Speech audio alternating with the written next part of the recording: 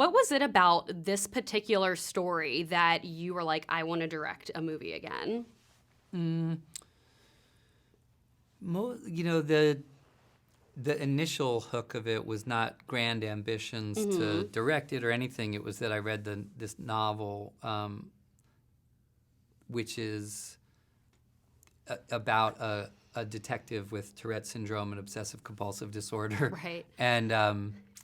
And I was so hooked by the character. The novel does what I hope we did in the film, which is you're inside the private head and then you're also seeing his condition trip him up in ways that are hilarious and poignant. But because the novel lets you inside his head, you have this intimacy with him and this emotional empathy that I thought that's such a great device. So I really was, honestly, initially I was just a very greedy actor and I wanted a cool part. Yeah. But then it grew over time into a more ambitious idea to kind of take that character and mash him up into a bigger story that is sort of, I think it's about big things that happened in New York in the 50s, but I think sometimes looking back to dark parts of our history can sometimes help us discuss what's going on in the present too. You know what I mean? Right. And that was part of what I wanted to go for.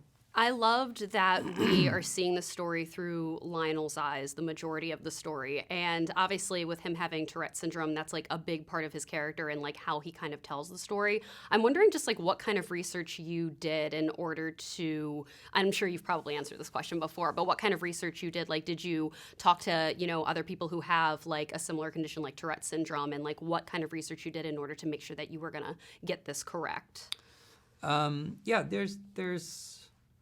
There are some really good documentary films about Tourette syndrome. There's one called Twitch and Shout. There's one that's on HBO about children who have Tourette syndrome called I Have Tourette's, but Tourette's Doesn't Have Me. And they're both terrific just because they let you inside how complex the condition is and how in each person it expresses itself in completely individualistic ways. And then I met I know some people who have fairly mild versions of it, and then I met through Robin Williams years ago when I was making the film with Robin Williams called Death to Smoochie. I met someone who had a fairly, I don't want to say severe, but he had a more pronounced version of it, and talked to him a lot. And Right. The interesting thing about Tourette syndrome is because it has so many variable ways that it can manifest itself, you can't get it wrong Right. to some degree because people have very different and very personal sort of blends of the different components of the condition. So I felt free to be creative, but and to sort of cherry pick things from certain different people that I met and put them into my own mashup. Right.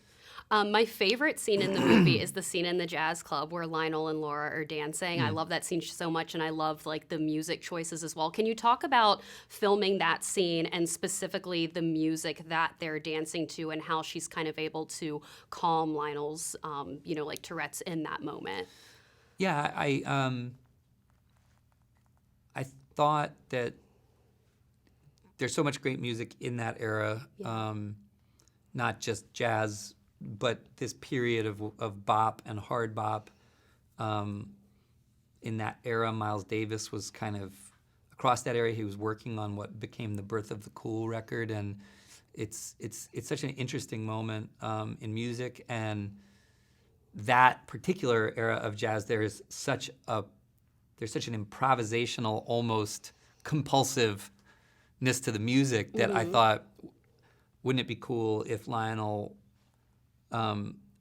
has one moment where he discovers something that's beautiful and wonderful that he can interact with or that liberates his condition Yeah.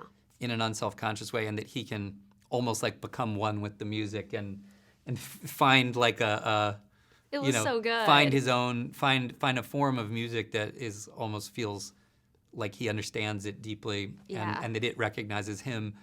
And then there is that moment where she has this calming effect on him. Mm-hmm. And the interesting thing there is that we were Wynton Marsalis helped choose the music in the club and played it, which is incredible. Right. But I was concerned about having a known jazz ballad, a famous jazz ballad for this delicate moment, because I thought, well, if it's someone to watch over me, you'll recognize it. So what that actually is Wynton Marsalis did an arrangement of Tom York's song that's in the film, as if it was done in the late 50s, and Love that's it. what that is that they're dancing to. Last question for you, because this interview is going to be in Baltimore. I know you grew up in Columbia, Maryland. Is there something about Columbia or Maryland or just Baltimore in general that kind of shaped you into doing what you want to do? Like in regards to acting, like is there something special about that area that just like kind of like shaped you and helped you in your career at all?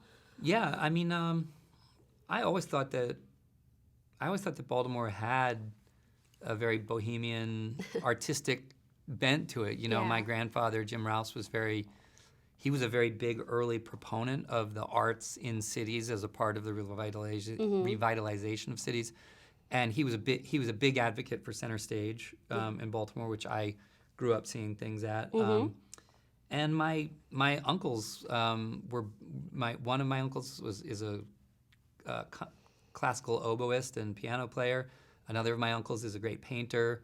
My uncle Jimmy, who's a painter, founded and ran a great restaurant in Baltimore that's called Louis Bookstore Cafe, which was kind of like the hub That's so cool. of art, of artists, and the theater people would go there and parents would go there. And so I grew up in a household where the arts in all forms were very celebrated, and I always, John Waters was from Baltimore, and I always thought